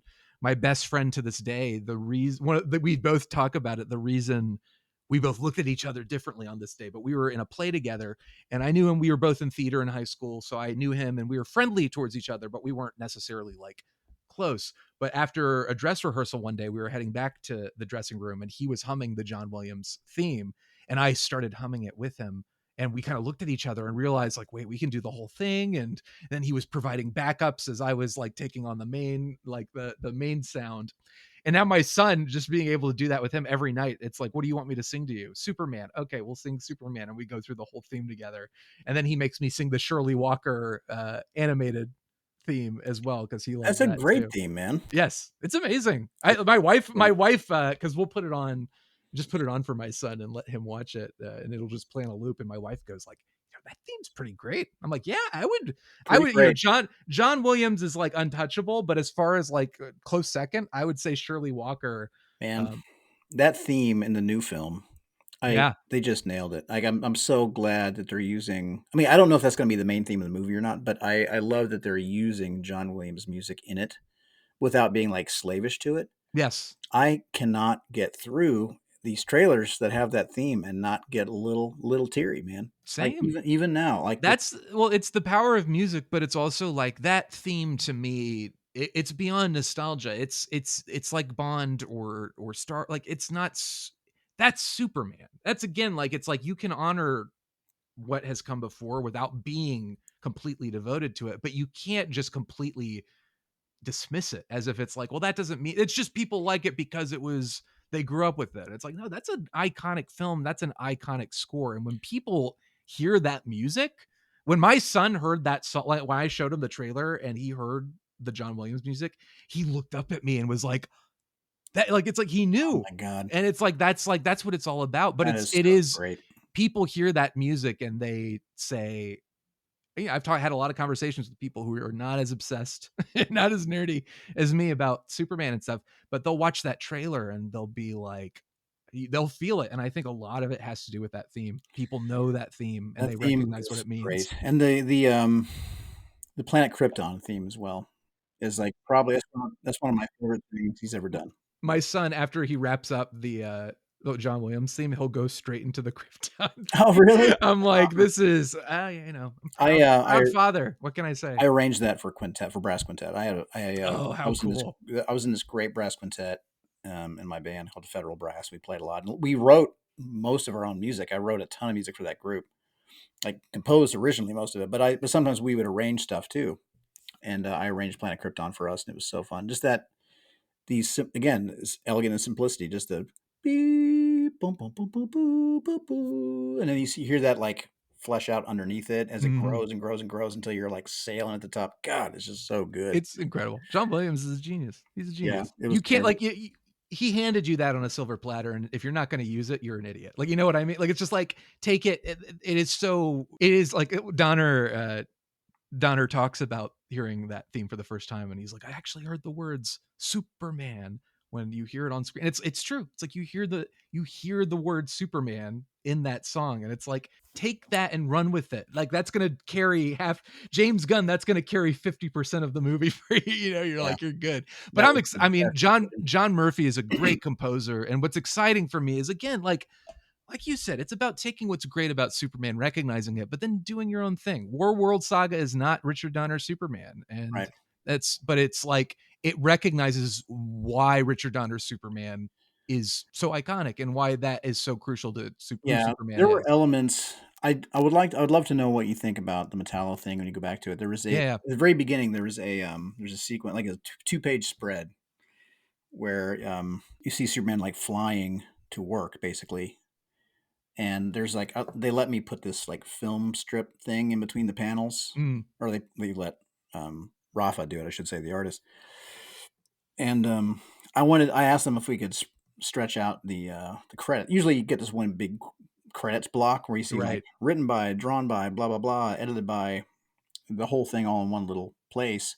But I wanted it, parsed out across the whole 2 pages, like you would see credits in the film. Yeah. And they said no. I was like, why? He's like, that's not how we do. We got to do it like this. Like, there's no cops. You can do whatever we want. You're going to put us in comics jail? So they ultimately, they were like, fine. They let me do it. And God, I love how it turned out. It turned out so cool. I can't wait to go back to that. At the very end, he goes through, like he flies into the back of a taxi and steps out of the other side as Clark Kent. Right. And with the glasses and the suit and everything. And it was just, I really wanted to see him as a journalist. Oh crap! Was it Rise of Metallo? That might have been the next arc. That might have been the beginning of the. I think they called the trade "Revenge of the Demon" or something. Okay, that's not what I chose, but it's. But yeah, it might have been that. Those are strong words, though. Like, I'm gonna look at that comic and be like, "Oh, Revenge Demon, yes, must purchase." So gritty, yeah. Yes. I think it was that last arc actually. Okay. There was an interview that he carries out with the bad guy basically, and you see him using his powers in a way that you don't usually see. He's like reading her heartbeat. He's basically like a living lie detector. Yes, yeah. And he interrogates her, and he interviews her. But it was really, really fun. Just getting to show him as his Clark Kent, like Christopher Reeve Clark Kent self, and like the bad guy has like a bodyguard, and he kind of slams the door open and kind of like smushes Clark against the wall and everything. Like, I want to see those moments from those films. Anyway, I digress. Digressions are good. So this interview will probably go up on Wednesday, and that we are hearing news about a trailer coming out on Wednesday. It's happening. Cool. So what do we think is going to happen in this trailer? I keep telling people, I'm like, I James is great because he'll interact with the fans all the time, and people are like, oh, we've gotten this trailer and da-da-da. And he's like, oh, that was a teaser. Yeah. You haven't even gotten a full trailer yet. And I'm like, are you kidding? If that was the only thing I had, I mean, I'm biased because I'm I'm there. It's Superman. I'm there.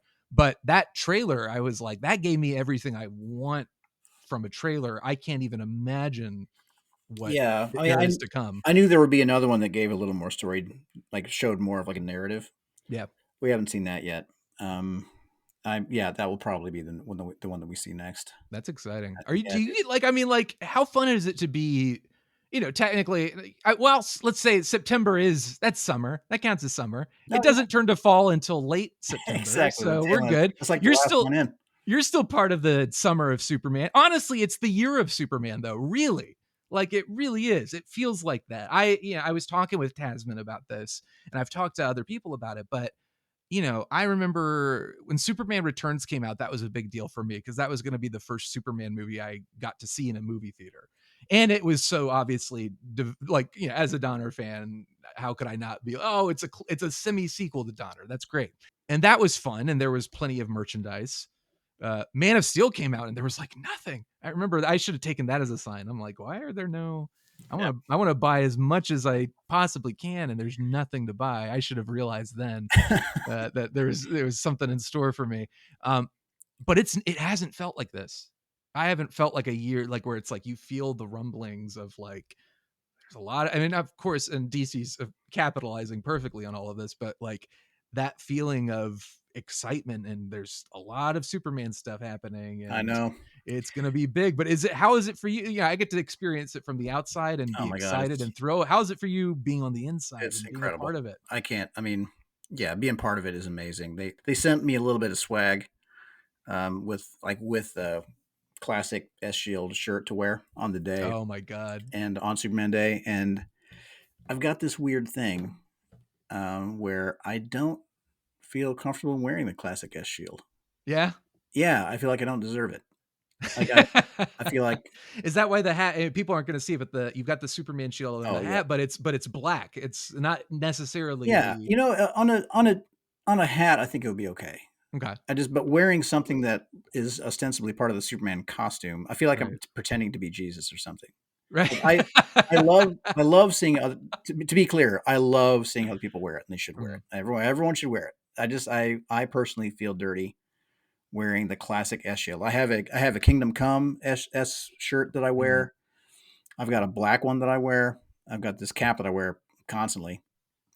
I mean, Superman's my religion, man, and I just something about wearing his actual crest feels wrong to me. I don't know why. I don't make the That's rules. I amazing. just respect them. I mean, I will absolve you of that guilt. I think you have earned the right to wear the S No, shield. If I get to wear it, maybe certainly you maybe do. someday. Well, I'm not. Again, it's not a comparison. Like I love seeing people wear it. I love it. Mm, I gave it to my son and he wore it. Like I think I wore my Kingdom Come one that day, and he wore the new one. that's great. Um, yeah, he's the best kid. He understands what Superman means and how it's. I don't know. He's just the best kid, man. He's all my faults are made right in him. I love that you have that relationship with them. What was I going to say? James Gunn, the movie. How are you feeling about it? I'm very optimistic. Yeah. When we first got the first images of the costume, and there's that one sheet where there was like the big creature in the back like blowing shit up. Mm, I People are like, "What'd you think of the costume?" I mean, the truth is, I'm not like blown away by the costume, but that's like not an important part for me. mm. Like it's not really what I care about. Like if it was if I ran the world, is that the costume I would have chosen? Probably not. I'd probably go a little more classic, but I don't care about that so much. The guy looks great. It seems like he gets it. I love the portrayal of Superman I've been seeing in the shorts and the clips and everything. His portrayal seems right on the money.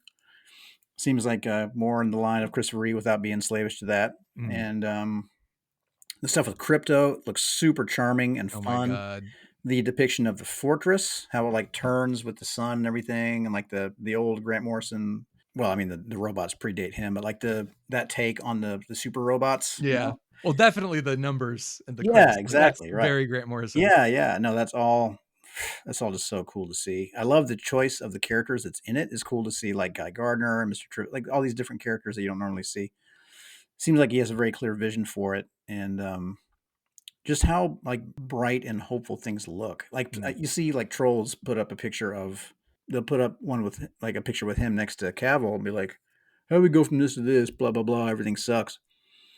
And in that photo, Cavill, I mean, obviously he's jacked.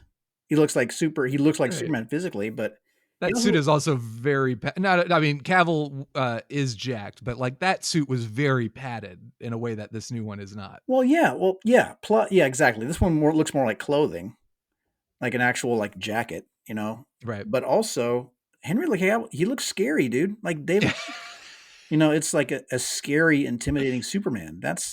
Not what that's not what he should be. It should be a relief and a joy to see Superman coming. Yes, and I remember when James Gunn was talking about casting and like before they got David Cornsweet involved, he said he's like, when you pick Superman, he has to be a guy you want to give a hug to. Like you want to give him a hug. And I was like, James gets it. This is it. That's what it 100%. comes down to. So Yeah. I don't want my I'm son to be scared. I'm with you. Every time somebody complains about crypto, I'm like, don't talk to me. Like, don't be near me. I don't want to see. Like, Is this you're complaining about crypto? in the Like, world where people complain that like Mr. Rogers and Sesame Street and like, dogs are bad. I'm like, I don't want to be anywhere near these people. I don't like dogs. Like dogs are stupid and like Mr. Rogers sucks. I can't relate to that. Like, I look at the discourse and I'm like, I don't connect to this in any way except the frustration of like, guys, we're getting like a Superman movie that looks like and feels like a Superman movie, and there's a super dog in it. Like that, if you're not happy or thrilled about that, then maybe you need to rethink what you love about Superman, right? Or if you even love him. Dude. Like the dog, and also the dog looks great. Like apparently this dog is CG. Like when I first saw the clip with crypto in it, it was like on my phone or something. It was something kind of small, and I wasn't really thinking about if he was CG or not, and I didn't notice. And like even going back to look, like immediately trolls are like, man, CG looks bad. I'm like, what are you talking about? It looks great. And I went back and looked. The only way I could tell, at least in that format at that moment, was how perfectly he was acting, and like the dog was like legit acting and being like doing everything perfectly. And that's the only way I would have known. Right. Actually, he's much hairier than Crypto is usually seen in the comics. That's probably, if I had to guess, to kind of, I don't know if it was to make him look more adorable or if it was to kind of, hide the CG-ness of it.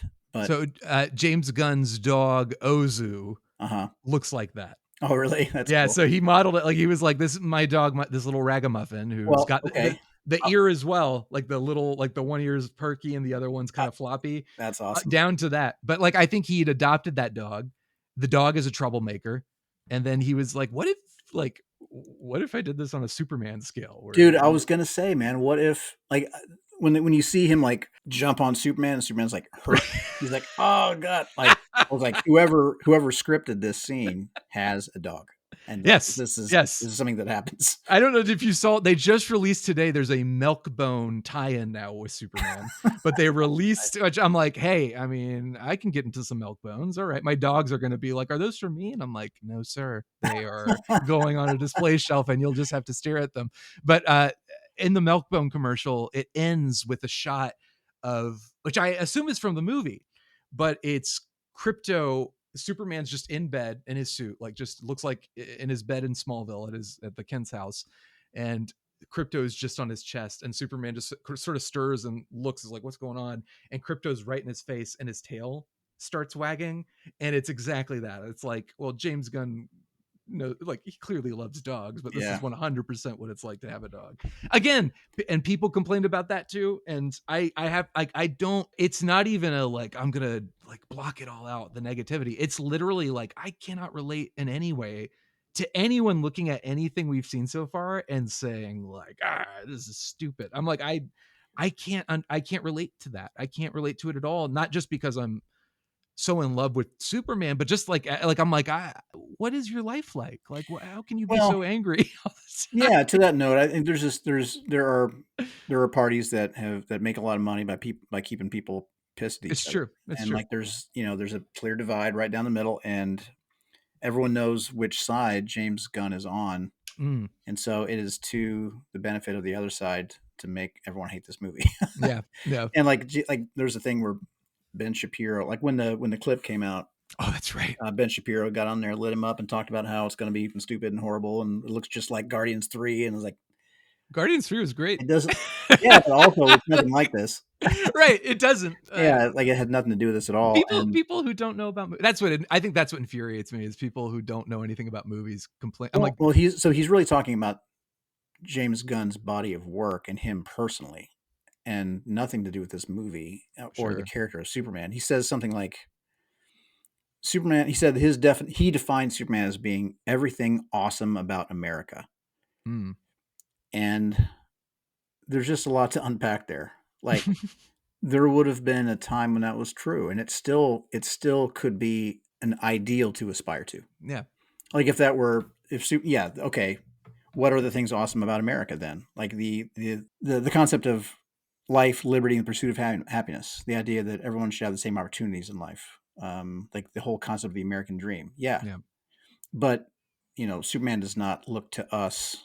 He doesn't see check out how the last election turned out to decide what truth, justice, and the American way. Yeah, what does the American way mean? And Yeah, Superman's looking at like, all right, what is the political system of the time? And all right, yes, exactly. I'm gonna. Now it means Yes. it means strong borders. Yeah, like Yes. yeah, It is the Superman is always, and it's funny.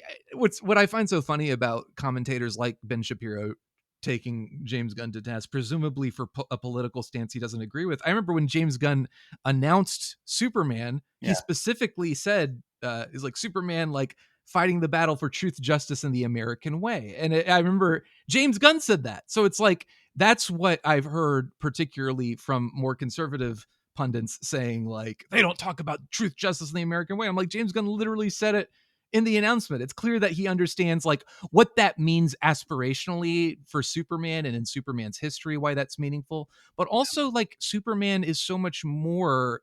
It makes sense to me that Superman would say, you know what, it's not anything against America. It's just like I don't want to tie myself into any one place. I'm for everybody. And I don't want people to see me as a representative of a particular country and it's like he is that. He is the Superman of the multiverse. Yeah, it is. of the universe at the very least. Like it's people recognize the S shield in other solar systems. Exactly. It's a big thing. So I wrote Truth, Justice, and the American Way in a book at the very beginning. And I kind of got lit up by some people online about it because they also some people knew I was active duty and they assumed it was going to be a big propaganda book. In fact, I think I was on a podcast and maybe the very first question I got after I got announced on the book was like, "Is Superman going to be? Are we going to see him interact a lot with the military or something?"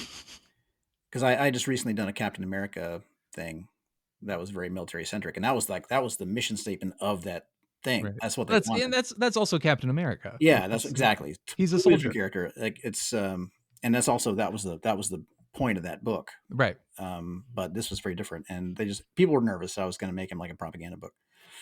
And I do think that there's a place for that statement, but it needs to be an aspirational thing. Like he doesn't look to elections to see what his views are. He and I, anyone who heard me talk about life, liberty, and the pursuit of happiness, or that everyone deserves the same opportunities in life. And people could rightfully say, yeah, that's not who we are.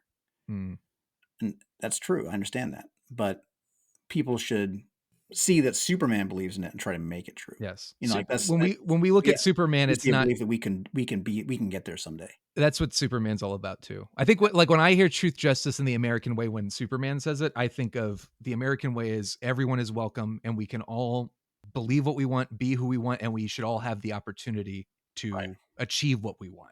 Yeah. And that's what I think and I think that's what he means when he says it. Look, there's that old like Kurt Swan like 1-page ad thing when he talks about diversity, like to a bunch of school kids. You know the one I'm talking about? Yeah. He's talking like there's kids that all look different. He's like, we're all Americans. If anyone tells you you're not, then blah blah blah. Like yes, yeah. That's what was great is so last year I saw Superman, the Donner Superman in LA with a live orchestra. Oh my god! It was awesome, dude. It was yes, awesome is one of the many words I would choose to describe it. But when I know the principal trumpet in LA, he's a monster. Yeah, I mean it was glorious. But when Christopher Reeve, when she says, why are you here? And he says, yes, I'm here to fight for truth, justice, and the American way. The audience applauded. And I was like, an audience in LA is applauding this, but you realize we're applauding Superman. And when he says it, it means something. We know it's what not it should mean. We know what it should mean. Like we know what it's supposed to be, this thing that is bigger than America. Yes. Yes, it's true. And I think as somebody who loves that phrase, I understand the desire from Superman's perspective to want to say like, something like Truth, Justice, and a Better Tomorrow, and it's not an anti-American Yeah, sentiment. It's these ideas are bigger than one place, one people. It's all of us. We're all in this together, and the we're all idea, going to work. the whole Better Tomorrow thing, honestly, to me, to my ear, sounds and feels the same. It's Superman. And besides, the slogan that feels truest to me was the original, is the champion of the oppressed from Action Comics #1. That's who he really is. Yes.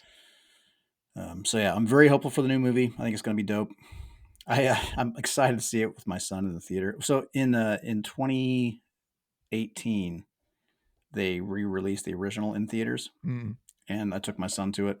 Had you seen it before? No, that was his first time seeing it. Wow. He saw it for the first time in the theater, and that's not even how I saw it for the first time. So seeing that with him, I cried like a little kid. It was so amazing seeing him, like watching him watch it. It was unbelievable. Yeah, I cannot wait to see the new one with him like that. Like it bummed me out to not be able to see. It's been a while since I could see like a new Superman movie with Anders in the theater. So I'm beyond excited to see it with him now. And based on what we've seen of this, I think it's going to be that. I like I say, you need to be able to take kids to see a Superman movie. Totally. And that's not to say it can't be Indiana Jones, Raiders of the Lost Ark is rated PG, and it is a brutal there are bloody headshots in that movie, but I would still say weirdly it is quote unquote family friendly. I mean, I saw that movie when I was 8 and was certainly like, oh my God, this is intense. I don't know if I should be watching this, but you know what I mean? Like, this is not to say that Superman needs to be as violent as Indiana Jones, but it's also not to say that because you can take your kids to it, it doesn't deal in areas of darkness or violence or intensity. But when you go to a Superman movie, there is a level of hope and generosity, and you want to come out of that film. You want to fist pump like the end of The Breakfast Club. In the words of Mark Miller, you want to walk out of a Superman movie feeling like $1 million. Exactly. So I think we're going to get that with this one. And me too. My last question for you, this has been amazing, by the way. Thank you for hanging pleasure. Out. You too. I appreciate this. But the last question for you is something my friends Brad and Lisa Gullickson at the Comic Book Couples Counseling Podcast have been asking. DC just did a promo video about it, which was great, but it's you're standing outside the theater and people run into you like, Philip, that movie was amazing. I've completely misread what do I read for? Like, what stories do I need to read? And you say, first and foremost, I have this brand new WARWORLD Saga omnibus for you. Take that. But aside from that, what else? I would not say that. You would not say that. Okay. No, it feels like a very un-Superman-like move to recommend my own enough. So sadly, I am very, very proud of that book. I'm so proud of all my Superman stories, but I would definitely have to suggest one of my esteemed colleagues. I know it's kind of the low-hanging fruit because it gets said so often, but All-Star Superman is dope as hell. I mean, All-Star Superman really kind of sums him up, kind of boils his whole thing down to one relatively tight series. There's also Superman for All Seasons by Jeff Loeb and Tim Sale. It's such a beautiful book. It's like old-fashioned and like borderline corny in the best way. Like how it really just has him as like the old like farmhand kind of Superman. Like he shoot, I forget the name of the dog. There's a dog. There's like a farm. There's a dog on the farm, and at some point he goes back and forth. He still comes home for dinner sometimes from Metropolis, and one of those times he comes back and his dad's asking him how it is, and he says something like they don't know what it's like without they never had life without air conditioning or something like everyone's got air conditioning. It's weird. But he looks down. The moment though that caught me was he looks down at the dog and he's like, old so and so is really getting older, huh? Yeah. And he looks kind of sad, like he's sad to see his old dog get old, like knowing he's going to die soon. Yeah. And man, stuff like that just sums him up so well, so much better than the big punchy moments. Yeah, I one of my favorite, if not my favorite, Superman panels is in For All Seasons, dealing with the dog, which is after the flood comes through, And Clark has saved everybody. He saved, like, I think the truck gets swept. Jonathan's truck gets swept up with Lana and Martha in it. Saves them. And then it's Shelby, I think, is the dog's name. Shelby, that's right. Yes. And where's Shelby? And you hear the barking, and it's the panel, Tim Sale, rest in peace, that panel of him with the dog and Lana's narration of, like, all I needed to know was that, if there's a man who can fly and, punch things and all I needed to know to feel safe was that it's Clark, and it's him holding the dog and the dog's licking his face. He found the dog and saved the dog. And that to me is Superman. So it's like, again, when I see an ad with crypto in it, I'm like, yeah, it's something about Superman, man, that gives, like, I do not cry a lot. I'm not that guy, but I swear, like, for whatever reason, like, something about this, just he's just the purest version of what we're all supposed to be. Yeah. I kind of had a moment like that with my son tonight too, where he just anyway, I probably shouldn't get into the overshares, but he so we had committed to doing something tonight, and something kind of came up, and it was not my fault, it was not his fault, but we didn't get to do the thing, and I don't know, I could tell he kind of felt let down. And we take every night we take a walk, and we read before bed, no matter what. Like the reading, especially. There have been times where the walk can't happen for some kind of a reason, but we have to read, however briefly, before bed. And we kind of talked before bed and talked about how to make it up to him. And I don't know, it just felt like it was like ended up being, we had like a little talk about just kept promises and how we do right by each other and how much I care for him and blah, blah, blah. I don't know, it's all felt very wrapped up in these kinds of ideas. Yeah. Anyway, I'm just rambling. Sorry. No, I love that. Thank you for sharing that. Anders gets this stuff. He understands. He reads these stories, and he lets those stories inside. Like he wants to be better because of the way he's been exposed to these kinds of stories. The best Superman stories make you want to be better.